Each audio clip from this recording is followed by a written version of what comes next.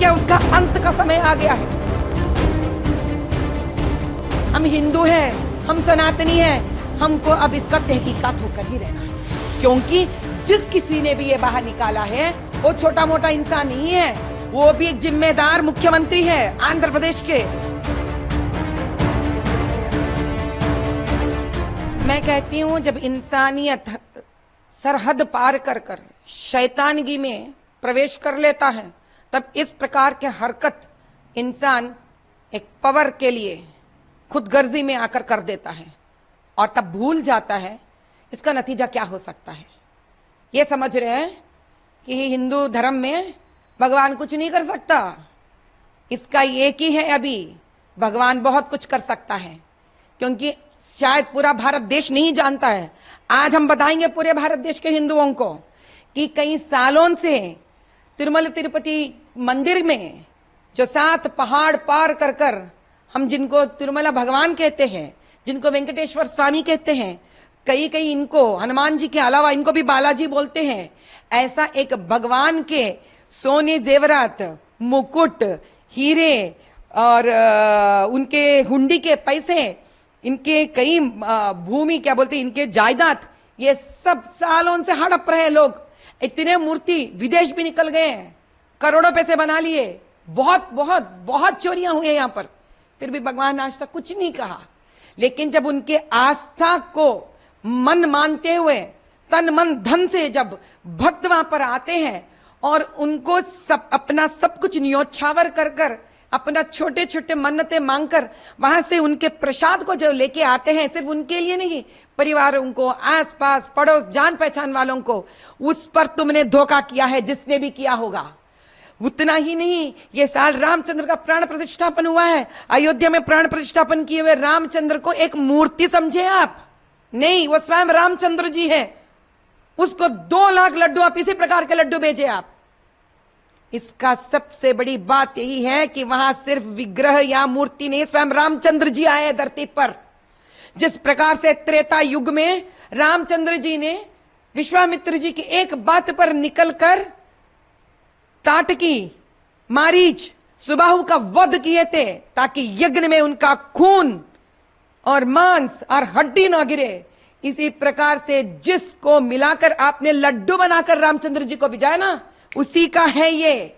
निकला बाहर आज सच्चाई, चौकन्ना रहिए, आपका जिसने भी किया उसका अंत का समय आ गया है। जगनमोहन रेड्डी इस बात से इनकार कर रहे हैं और ये सिर्फ एक एलिगेशन है, पॉलिटिक्स खेल रहे हैं भगवान के नाम पर।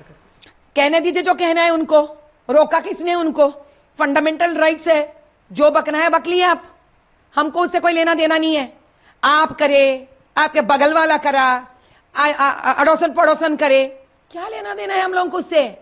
हमको जगन से लेना देना कुछ नहीं है। हम हिंदू हैं, हम सनातनी हैं, हमको अब इसका तहकीकात होकर ही रहना है, क्योंकि जिस किसी ने भी ये बाहर निकाला है वो छोटा मोटा इंसान नहीं है, वो भी एक जिम्मेदार मुख्यमंत्री है आंध्र प्रदेश के। और उस पार्टी से आते हैं, तेलुगु देशम पार्टी, जिसके अधिनेता, जिसके सृष्टिकर्ता, जिसके पितामह, जिनको एनटी रामाराव हम कहते थे, उनके ही जमाने में इसी तिरुमल तिरुपति देवस्थानम में गरीबों के लिए मुफ्त में खाना शुरू हुआ था। उस प्रकार के पार्टी के वंश से निकले हुए हैं वो।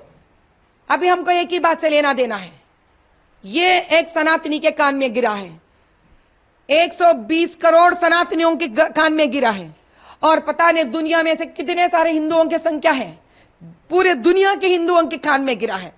अब हमको ये एक ही विनती है, ये सीबीआई इंक्वायरी इन्वेस्टिगेशन पे बैठना चाहिए।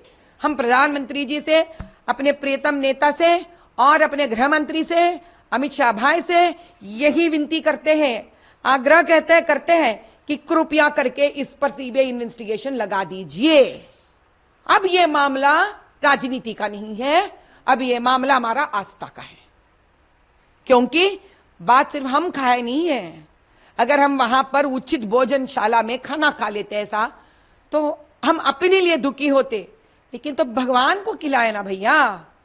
दुख इस बात का है कि इस भगवान, क्या किया इस भगवान इन लोगों का, क्या किया? ऐसे भगवान को अगर ये प्रसाद चढ़ा, तब तो इसका तहकीकात होकर ही रहना चाहिए। सनातन बोर्ड के बारे में क्या कहना चाहिए?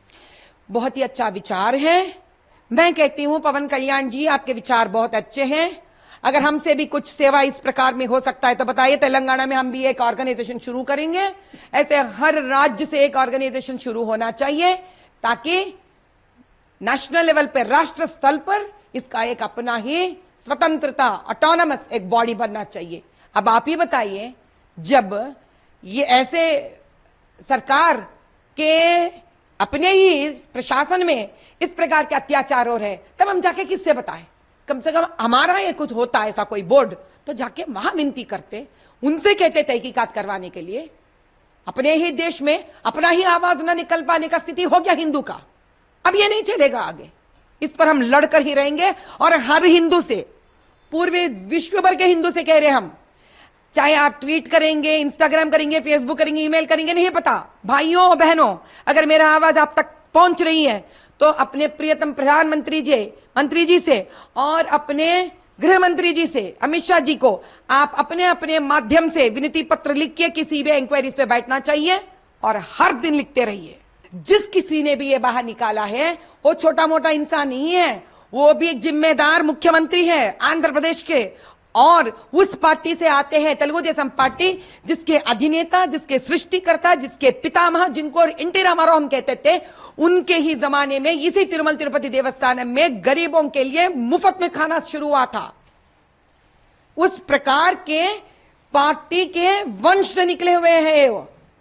अभी हमको एक ही बात से लेना देना है, ये एक सनातनी के कान में गिरा है, 120 करोड़ सनातनियों के कान में गिरा है, और पता नहीं दुनिया में से कितने सारे हिंदुओं की संख्या है, पूरे दुनिया के हिंदुओं के कान में गिरा है। अब हमको ये एक ही विनती है, ये सीबीआई इंक्वायरी इन्वेस्टिगेशन पे बैठना चाहिए।